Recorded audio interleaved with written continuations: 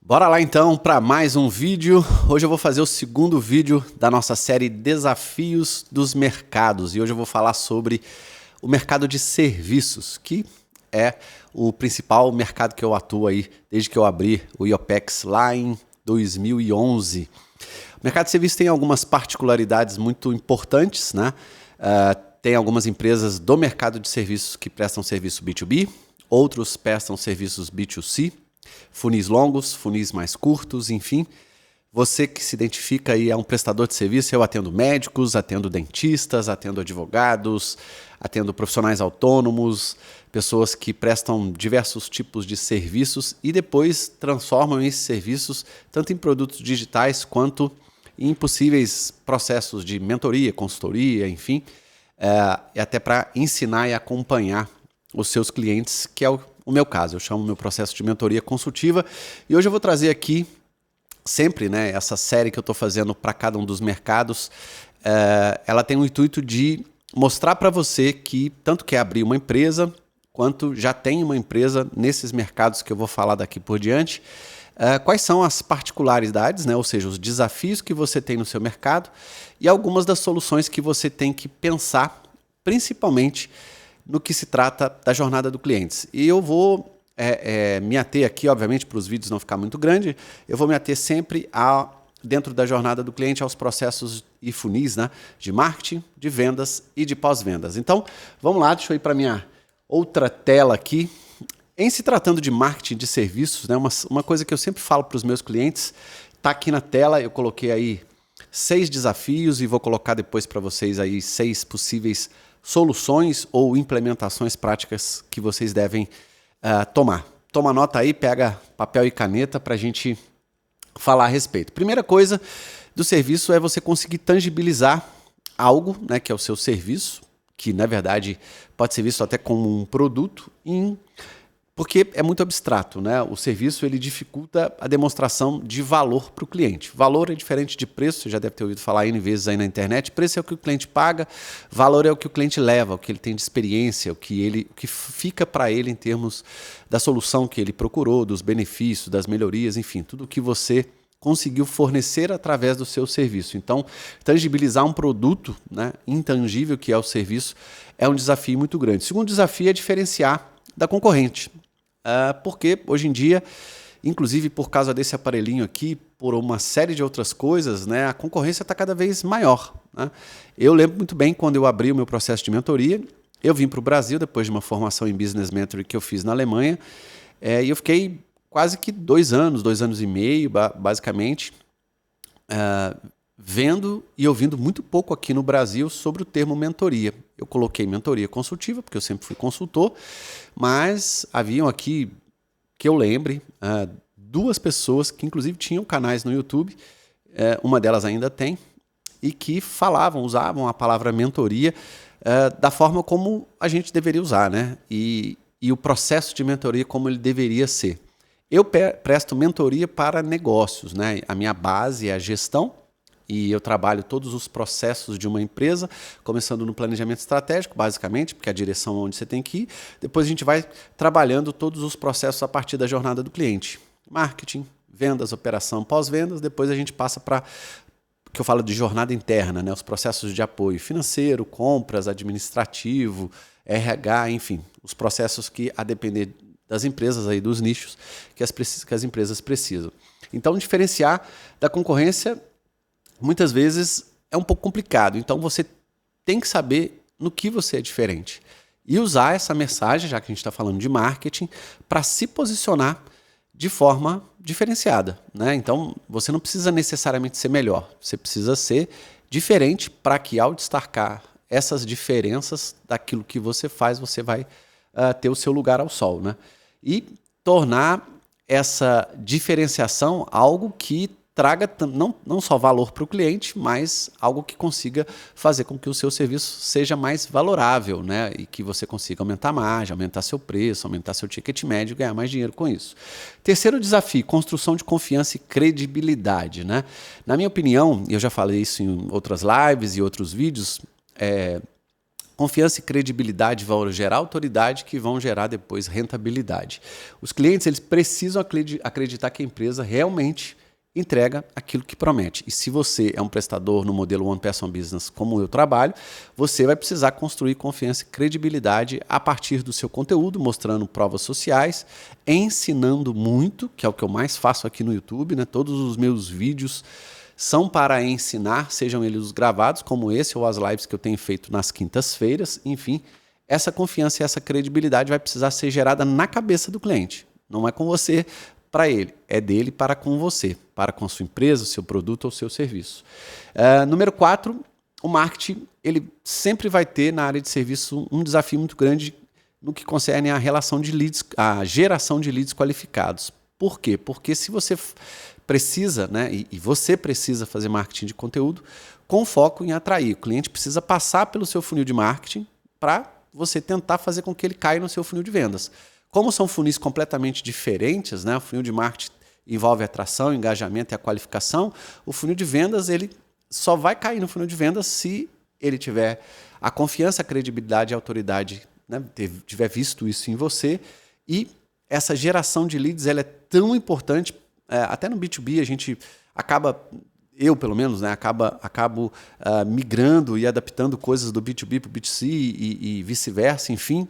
A gente fala no B2B, por exemplo, de criação de demanda e geração de demanda, tanto para inbound quanto para outbound, tanto para topo, meio e fundo. Tem gente que quer eliminar o funil e fala que no B2B o funil não existe mais porque a jornada do cliente não é linear. Enfim, tem várias teorias aí, mas o que é mais importante é você entender a jornada do seu cliente, entender o seu modelo de negócio e, no que concerne a serviços, gerar o máximo de leads que você puder.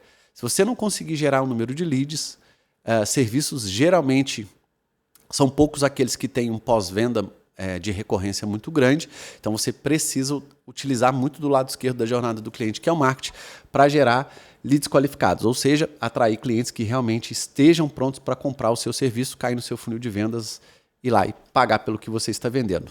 Quinto desafio, educação do mercado. Você vai precisar de ter aí um portfólio de serviços, né, para entregar para o seu público aquilo que realmente ele valoriza e montar esse portfólio. Eu não gosto de chamar nem de esteira, nem de escada, enfim. É um portfólio que, inclusive, pode gerar fontes de rendas diferentes, porque uma empresa, seja de One Person Business ou uma empresa que está crescendo, uma lean company que já tem ali algumas pessoas, mas que é bem enxuta e rentável ainda, você vai precisar ter, não só em cima dos seus produtos ou em cima dos seus serviços, sejam produtos físicos, digitais ou serviços, apenas, você vai precisar ter algo que saia disso, né? Porque uma coisa é ter o seu portfólio daquilo que você vende, outra coisa é gerar outras fontes de renda que não sejam só em cima do seu modelo de negócio, né? Você gerar dinheiro para fazer outras fontes de renda. Tudo isso vai estar incluso lá no Projeto Apollo, que eu vou ensinar a gente a fazer isso lá.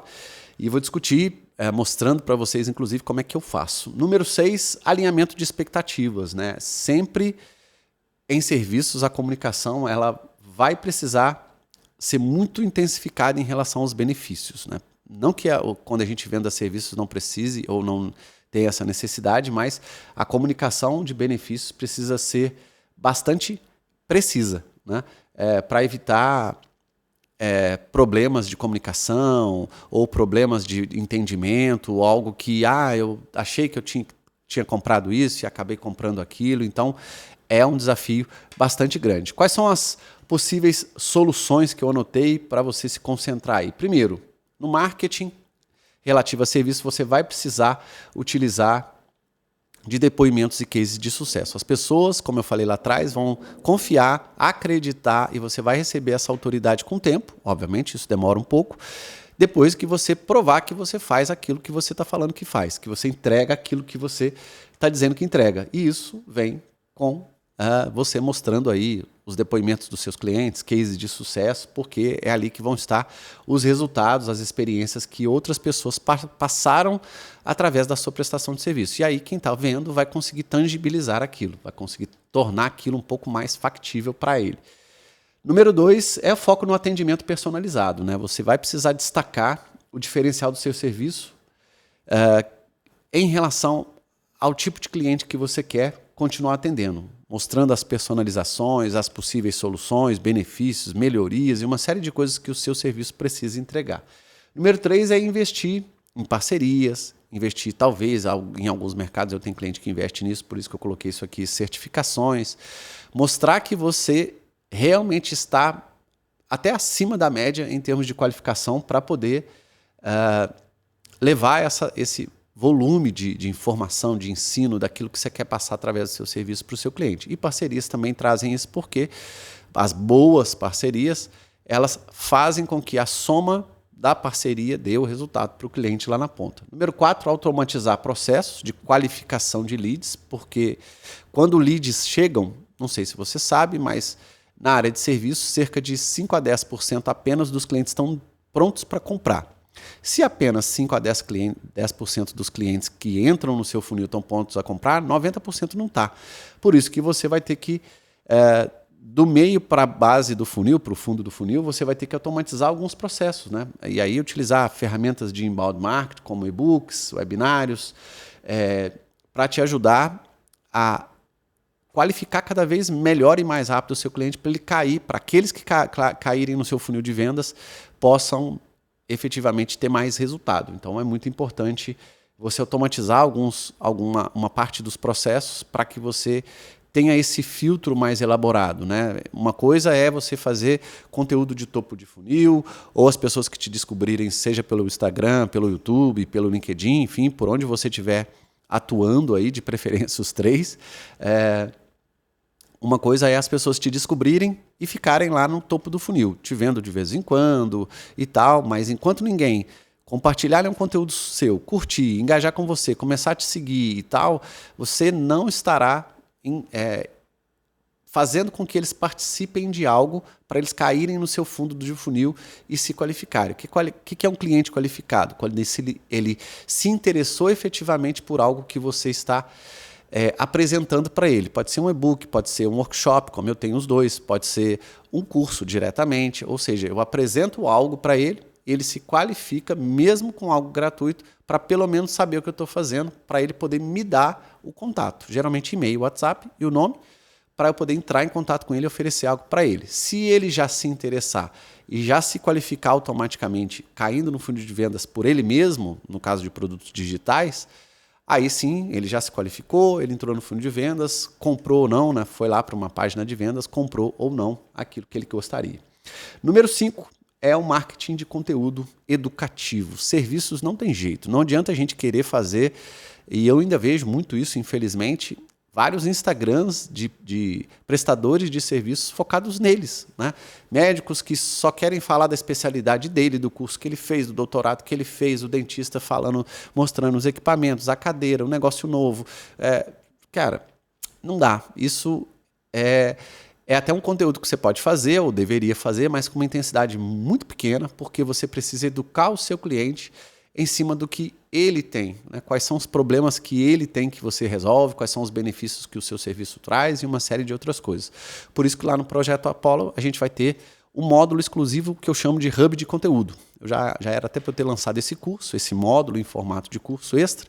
Estou pensando em fazer isso em breve, mas primeiro vamos lançar aí a comunidade e o Projeto Apollo e uma outra surpresa aí, vão ser um pacote de 3 coisas em uma só, que já vai estar disponível para vocês.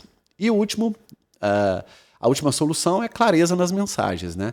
Deixar claro que o cliente pode esperar e quais são as limitações que o seu serviço pode ter em relação a alguma expectativa. Ou seja, você precisa ser claro na sua comunicação, porque o serviço ele mexe mais a depender do nível de profundidade desse serviço com algo que pode ser diretamente afetar a vida da pessoa, ou fisicamente, no caso de médico e dentistas, ou o bolso da pessoa, no caso de um processo, como eu tenho também clientes advogados, enfim, tem coisas muito complicadas aí, coisas muito sérias em jogo, né? No meu caso também, eu ajudo pessoas, empresários a trabalhar toda a parte financeira das empresas deles, e tem muita coisa que, né, de decisão que a gente acaba tomando, tira daqui, coloca ali, demite, não demite, faz isso, faz aquilo, que a depender da solução que você der e da energia com que o empresário implementar, né, aquela solução em termos de velocidade e em função da capacidade deles, pode trazer consequências, obviamente, né? A gente nunca quer demitir um colaborador, ou que o empresário demita, ou que aconteça alguma coisa de negativo. Mas a gente vive num mundo que soluções precisam ser adotadas. Então, está aí para o mercado de serviços os principais temas de marketing que eu acho atualmente. Agora vamos falar do funil de vendas. Saiu do funil de marketing, entrou no funil de vendas. Quais são os desafios que quem trabalha com serviços tem? Primeiro, definir valor, né? Quando o cliente te procurou, ele te procurou por algo que ele gostaria de resolver, de ter, de alcançar, né?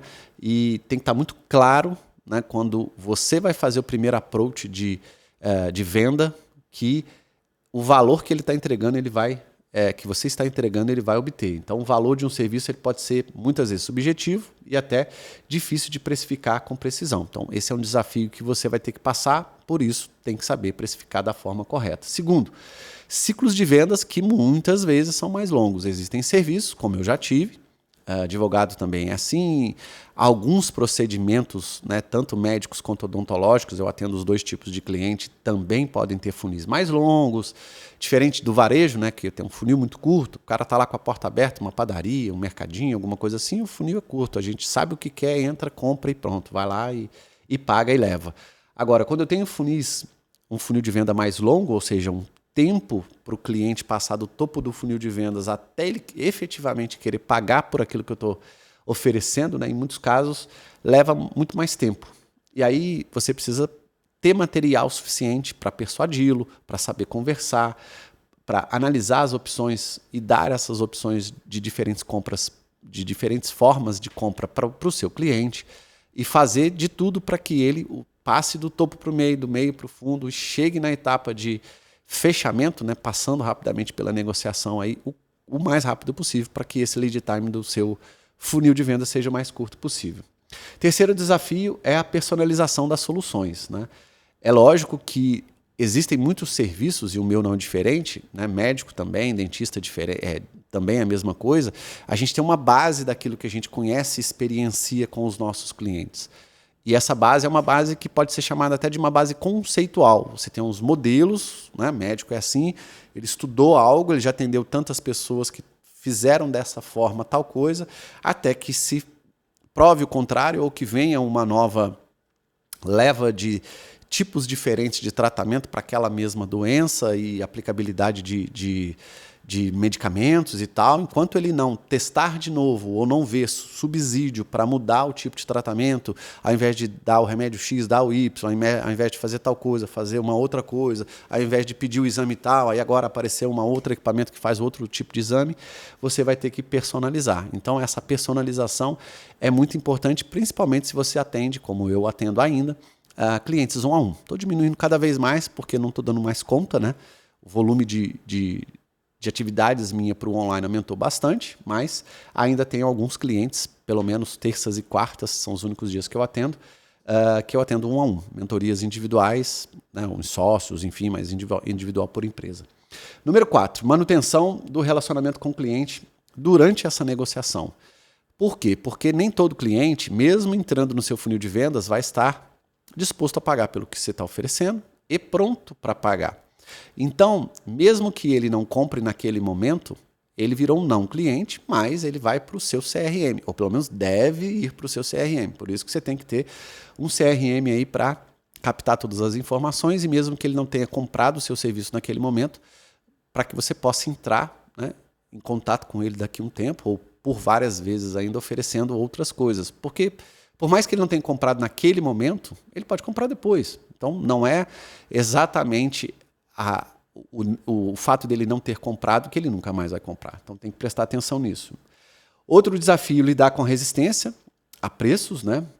Os serviços eles podem ser vistos como caros, né? Especialmente quando o retorno sobre o investimento não é muito imediato, como é o meu caso, né? Eu tenho poucos módulos que a implementação é tão rápida, Por exemplo, como o financeiro, é bastante rápido, né? A gente vê resultados rápidos. Por quê? Porque eu ensino o que fazer, o que tem que fazer de uma planilha, fluxo de caixa, a pessoa aprende, interpreta o demonstrativo de resultado, toma soluções e tem resultados muito mais rápidos. Mas existem temas, né, que precisa de tempo. Planejamento estratégico, eu não consigo fazer um planejamento estratégico com menos de 2 meses bem feito, porque ele envolve várias coisas que precisam ser pensadas e trabalhadas, que o empresário vai ter que ter tempo, né, para processar, trazer informação, levantar, decidir. Então leva ali um tempinho para a coisa ficar legal. Então o retorno sobre o investimento, a depender do tema que você traz, vai levar um pouco mais tempo e o cliente precisa saber disso. É um desafio bastante grande. E o número 6 é construir uma abordagem consultiva, o máximo de vezes que você puder, para que o cliente entenda que você está acompanhando ele durante todo o processo de venda. Então, vender um serviço requer uma abordagem, é como se você fosse um consultor mesmo, né?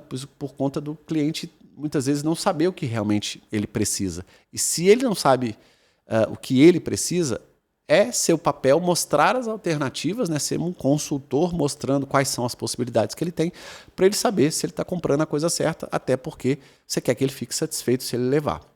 Quais são as soluções de vendas para serviços que eu trouxe hoje para vocês? Primeiro, oferecer o máximo de demonstrações, de provas de conceito, de coisas mais práticas que você já tenha feito, inclusive através de depoimentos, estudos de caso, de coisa que o cliente consiga para o mercado dele, para a atividade dele, para o tipo de empresa, produto ou serviço, para que ele tenha, ele veja isso de forma mais simples e mais prática. Então, mostrar como o serviço funciona na prática ajuda a justificar o valor que você está propondo, né, no seu projeto ou no seu serviço como um todo aí. Segunda solução é automatizar o acompanhamento de leads, também no seu funil de vendas. Por quê? Porque se ele passou do topo do meio para o fundo, no funil de marketing, entrou no funil de vendas, no topo do funil de vendas, não quer dizer que ele vai comprar. Quer dizer que você tem que fazer com que ele passe do topo para o meio, do meio para o fundo, também no funil de vendas, e são 2 funis completamente separados, coordenando através de ferramentas de CRM todo o ciclo de vendas seu com ele. Porque serviço, como tem um lead time maior, como esse tempo, né, de dentro do funil faz com que o funil possa ficar um pouco mais longo, a gente tem que coordenar isso e saber fazer isso muito bem, senão a gente perde cliente à toa. Não adianta a gente querer trazer um monte de leads quentes, qualificados, e depois não conseguir fechar, e a nossa taxa ou índice de fechamento de vendas ser muito pequeno, ser muito baixo. Lá no Projeto Apollo eu vou ensinar você a determinar todas essas metas aí para cada um desses processos. Terceira solução de vendas é criar pacotes, né? Os pacotes de serviço funcionam muito bem porque eles oferecem a possibilidade de dar para o cliente a forma de ver que você está também querendo servi-lo com possíveis adaptações, né? Eu tenho mentoria em grupo, mentoria temática, na mentoria, às vezes, eu ofereço a mentoria com um curso, às vezes a pessoa já comprou um curso e aí quer a mentoria, em função dela ter comprado o curso, eu dou um desconto. E essas coisas assim são bastante sutis, é você que tem que saber para o momento, né? E eu olho individualmente isso, não faço isso como uma regra.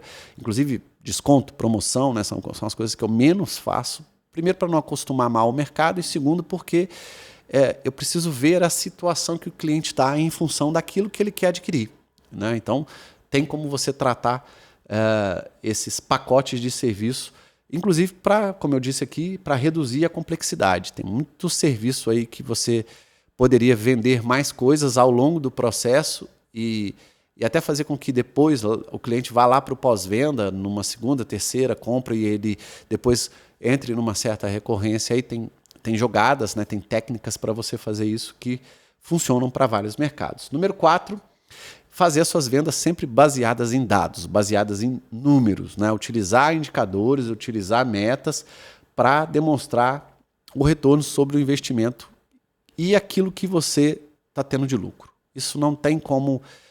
e no serviço é muito simples, porque a precificação do serviço é mais simples, né? Eu ensino os meus clientes e tem algumas formas, obviamente, diferentes de você precificar serviço, porque é algo mais simples, mas se você não acompanha receita, despesa fixa, variável, e lá embaixo não consegue calcular sua margem, você fica ali à mercê de querer trabalhar demais para ter ali, né, muita gente se baseia pelo faturamento, eu nem gosto de trabalhar com faturamento, eu gosto de olhar as receitas, despesa fixa, variável e margem, projetando isso ao longo do ano e ter essa visão, né, desses 4 índices aí o tempo inteiro, todos os meses, sempre que eu faço o fechamento mensal. Número 5, treinamento contínuo da sua equipe, caso você tenha. No meu caso, eu tenho 3 prestadores de serviço, né, uma assistente virtual e 2 prestadores de serviço. É muito importante, durante o processo de vendas, caso você tenha pessoas aí que te apoiem, né, durante esse processo, independente em qual fase, elas estarem muito bem treinadas. Porque se já saiu um lead qualificado, entrou no seu funil de vendas, qualquer coisa de errado que acontecer, você pode perder o cliente. Então, é muito importante, tanto vendas quanto pós-vendas, você ter pessoas, caso não seja apenas você, muito bem treinadas e qualificadas para efetuar a venda. E por último, oferecer garantia, acordos de nível de serviço, que são os famosos SLAs aí, para aumentar a confiança do cliente. Oferecer possibilidades dele se sentir cada vez mais seguro comprando o seu serviço, porque geralmente serviços são mais caros do que produtos, seja físico ou digital, enfim, para que o cliente se sinta mais seguro em relação àquilo que você quer entregar. E por último, vamos falar agora aqui do pós-venda, né? Quais são os desafios do pós-venda para serviços? O primeiro deles é ter uma gestão das expectativas depois que a pessoa comprou. Por quê? Porque depois que a pessoa comprou, no caso de serviços, né, você precisa fazer o cliente passar pelo funil de pós-venda. Então você precisa padronizar esse processo de pós-venda, que tem um funil como uma ferramenta, vamos chamar assim, e aí o cliente vai precisar se sentir que o serviço entregue está de acordo com aquilo que foi prometido. E aí você tem aí marketing, vendas, a entrega, né, da sua operação pelo serviço, depois é o pós-venda que tem que fazer com que o cliente consiga voltar a comprar de novo. Se a operação não entregou o serviço, né, se você vender uma mentoria, a mentoria até foi vendida da forma correta, mas não foi entregue de acordo com o necessário, muito provavelmente o pós-venda vai ter muito mais dificuldade de trazer esse cliente, porque se ele não ficou tão satisfeito, muito provavelmente ele não vai voltar. Número 2 é resolver problema, né? O serviço, por sua natureza, ele pode apresentar várias variáveis, vários problemas aí que precisam ser resolvidos de forma rápida, e isso, a depender do seu modelo de negócio, pode ser um desafio para você. Eu já peguei cliente que, no meio do processo, né, ele acabou tendo uma outra demanda que não estava acordado, e a gente teve que entrar ali, obviamente, num acordo, seja de preço, seja de número de sessões a mais para desviar do curso e fazer outra coisa e depois voltar para aquilo que ele havia acordado, e ele precisa entender isso para querer, obviamente, pagar por esse desvio, esse algo a mais, enfim, aquilo que você está oferecendo em função da necessidade dele. Isso tem que ficar claro, porque senão, estou dando um exemplo só de problema, mas pode ter vários problemas, né? Um dentista pode atender um cliente e no meio de um procedimento ter um problema, um médico a mesma coisa, um advogado a mesma coisa, enfim, até, alguém que presta serviços mesmo, fazendo trabalho como se fosse, de gestão de tráfego ou de mídia social, qualquer coisa assim, o cliente não gostar, e aí tem um estressezinho aí, tem que saber lidar com esse tipo de problema, esse tipo de conflito. Terceiro desafio é a fidelização. Por quê? Porque o pós-venda é que vai cuidar disso, né? Manter os clientes recorrentes em um mercado de serviço, ele pode ser muito difícil.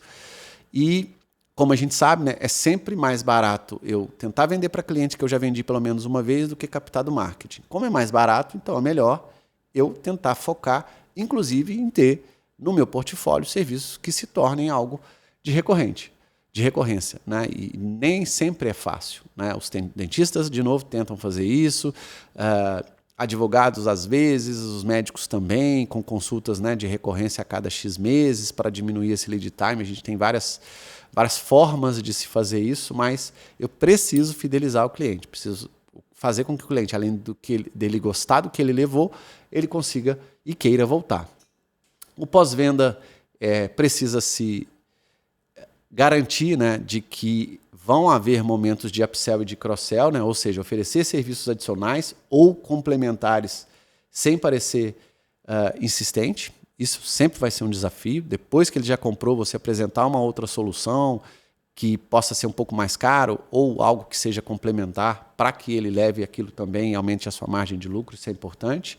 Número 5, monitorar a satisfação, seja ao longo do processo pela parte operacional durante a entrega do seu serviço, quanto também depois que acabou a entrega do serviço, você precisa, faz parte do meio do funil de vendas, fazer algumas pesquisas para você saber exatamente o que você vai revender em função da resposta de um cliente, que é o meio do funil de pós-venda, né? E por último, fazer uma gestão muito séria, muito objetiva da comunicação depois que o serviço foi realizado.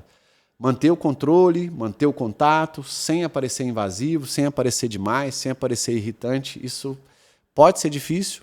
Eu faço isso através de WhatsApp, com algumas listas de transmissão, mas principalmente com e-mail, para continuar me comunicando com o cliente, apresentando outras soluções e, pelo WhatsApp, aí individualmente, oferecendo algumas coisas que eu sei que foram renovadas, que estão sendo feitas de forma diferente, para que o cliente possa voltar. E as soluções de pós-venda? Primeiro, oferecer um processo de onboard muito estruturado, né? No pós-venda, uma experiência inicial bem guiada pode confiar e aliar aí as expectativas do cliente do jeito que ele esperava, né? Então, entreguei o processo, eu preciso garantir que o que eu entreguei foi muito bem feito, que eu tive um onboard muito legal, para que o pós-venda fique mais fácil, já que o cliente gostou, logo depois que ele comprou daquilo que ele comprou, fica muito mais fácil para o pós-venda fazer o trabalho dele e tentar vender através de upsell, cross-sell ou qualquer outra coisa, inclusive de fazer pesquisa, né? Porque se o cara não fez o onboard e não gostou do seu serviço, muito provavelmente na pesquisa de satisfação ele já vai te queimar. Número 2, solução como ter um canal eficiente de suporte, né? Ele precisa já, quanto mais caro for o seu serviço, mais fácil e na mão precisa ser esse suporte, né? Porque não que já tenha acabado o seu serviço com o cliente e aí morreu a sua relação com ele, não. Você não pode fazer com que isso encerre, senão você não vai conseguir a recorrência e não vai conseguir fazer com que ele volte. Então, precisa haver um canal de comunicação para que, tanto durante a entrega do serviço quanto depois, ele possa entrar em contato com você respondê-lo de forma simples e objetiva para que, quem sabe, né, já que ele está te perguntando algo, para que as dúvidas ou as possíveis dúvidas, perguntas que ele tem, sejam respondidas para que ele volte. Terceiro é ter programas de recompensa, programas de fidelidade, enfim, algo que incentive o cliente a continuar utilizando o seu serviço.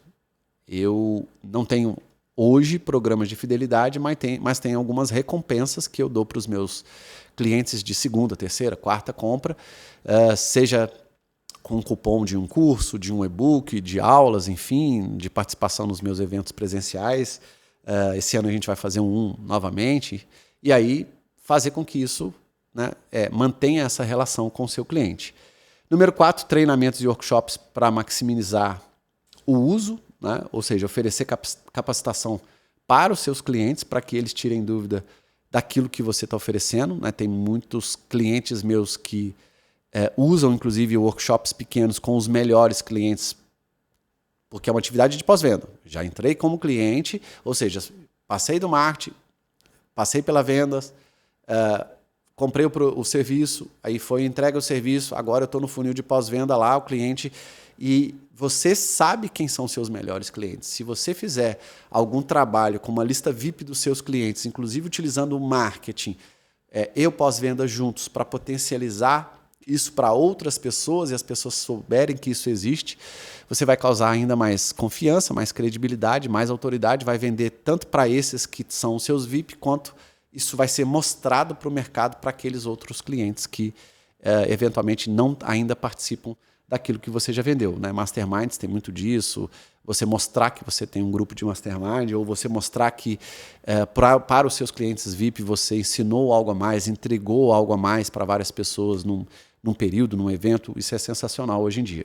Número 5, feedback contínuo, né? Você vai precisar, em pós-venda, realizar pesquisa de satisfação, né? Pedir feedback, seja através do próprio depoimento, como eu faço, ou através de pesquisas, para fazer com que o cliente mostre para você aquilo que você precisa melhorar. E a gente sempre, né, como tem melhorias eternas a fazerem, é o cliente que precisa passar essa informação para a gente.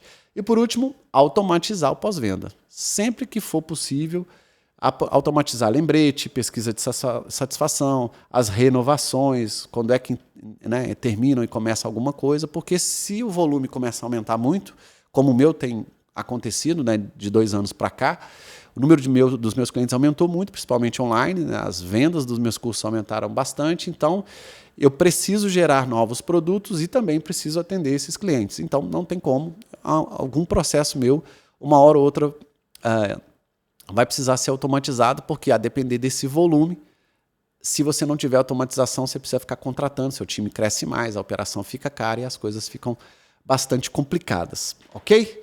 Espero que vocês tenham gostado, né? Um vídeo aí um pouco mais curto do que o normal, mas, deixa eu ver, está em 35 minutos e está mais do que suficiente. Essa é uma série que eu estou fazendo de desafios e soluções aí para diversos mercados. Esse é o vídeo número 2 do mercado de serviço. Vou passar por vários mercados, além de mostrar os desafios, mostrar, como eu falei aqui, o meu ponto de vista em relação a cada um dos pontos que eu levanto, para você saber, né, que você tem esses desafios, porque todos eles saem aqui do meu processo de mentoria consultiva com os clientes que eu atendo e do feedback dos meus cursos, né, naquilo que os clientes, os meus alunos aí me escrevem, e também fazer com que essas soluções você possa refletir sobre elas e ver o que você pode fazer para que essas soluções também te ajudem. Se você precisar do meu apoio através do meu processo de mentoria consultiva, tem o meu WhatsApp sempre aqui na descrição dos vídeos, e em breve a comunidade Empresários de Excelência com o Projeto Apollo, e uma terceira novidade, vai sair tudo junto aí para você.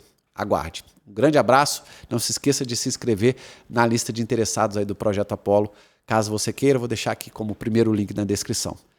Até mais, um grande abraço pessoal e até o próximo vídeo. Tchau, tchau.